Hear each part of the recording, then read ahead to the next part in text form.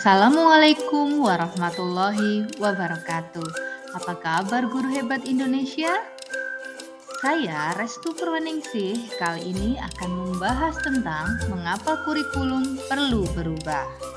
Tetapi sebelumnya kita perlu tahu dulu pengertian kurikulum.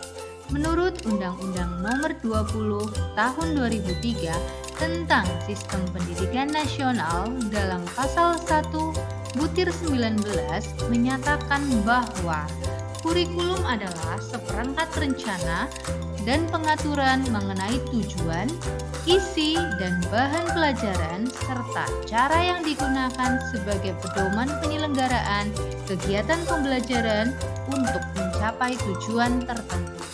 Dan perlu Bapak Ibu guru ingat bahwa kurikulum yang baik adalah kurikulum yang sesuai dengan zamannya dan terus dikembangkan atau diadaptasi sesuai dengan konteks dan karakteristik peserta didik demi membangun kompetensi sesuai dengan kebutuhan mereka kini dan masa depan.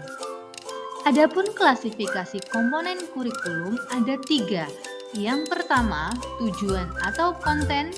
Yang kedua, panduan pedagogik. Dan yang ketiga, panduan asesmen. Sedangkan untuk fungsi kurikulum antara lain, yang pertama sebagai alat untuk mencapai tujuan pendidikan nasional, dan yang kedua sebagai acuan dalam menerapkan kegiatan belajar mengajar. Menurut Bapak Pendidikan Nasional, tujuan pendidikan yaitu menuntun segala kodrat yang ada pada anak-anak agar mereka dapat mencapai keselamatan dan kebahagiaan yang setinggi-tingginya baik sebagai manusia maupun sebagai anggota masyarakat. Dalam perkembangannya, kurikulum di Indonesia selalu mengalami perubahan. Kenapa ya kurikulum perlu berubah? Ya alasannya yang pertama, agar relevan dengan perkembangan zaman, kemudian agar memenuhi kebutuhan peserta didik, dan yang terakhir agar dapat menyiapkan generasi cemerlang di masa depan. Oleh karena itu, satuan pendidikan dan guru perlu beradaptasi dengan kurikulum. Walaupun di sini kurikulum itu dirancang oleh pemerintah pusat, namun peserta didik memiliki kebutuhan yang berbeda-beda sesuai dengan lingkungan. Maka dari itu, satuan pendidikan perlu melakukan adaptasi kurikulum dalam pelaksanaan pembelajaran sesuai dengan konteks dan karakteristik peserta didik. Dalam kurikulum Merdeka ada istilah KOSP. Apa itu sih KOSP? KOSP adalah kurikulum operasional satuan pendidikan, yakni kurikulum yang diadaptasi oleh satuan pendidikan agar sesuai dengan karakteristik, keadaan kontekstual, dan kebutuhan satuan pendidikan itu sendiri. Adapun komponen kurikulum operasional satuan pendidikan, yang pertama, karakteristik satuan pendidikan.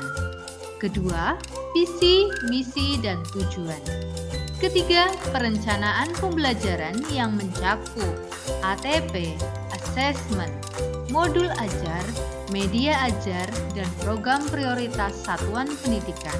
Yang keempat, perorganisasian pembelajaran yang mencakup muatan kurikulum, beban belajar, program intrakurikuler, ekstrakurikuler, dan penguatan profil pelajar Pancasila. Dan yang kelima, sistem pendamping, evaluasi, dan pengembangan profesional. Dan dalam pengembangan KOSP didasarkan dengan prinsip yang pertama, berpusat pada peserta didik. Yang kedua, kontekstual. Ketiga, esensial. Keempat, akuntabel. Dan yang kelima, melibatkan berbagai pemangku kepentingan. Demikian penjelasan dari saya tentang mengapa kurikulum perlu berubah. Terima kasih dan wassalamualaikum warahmatullahi wabarakatuh.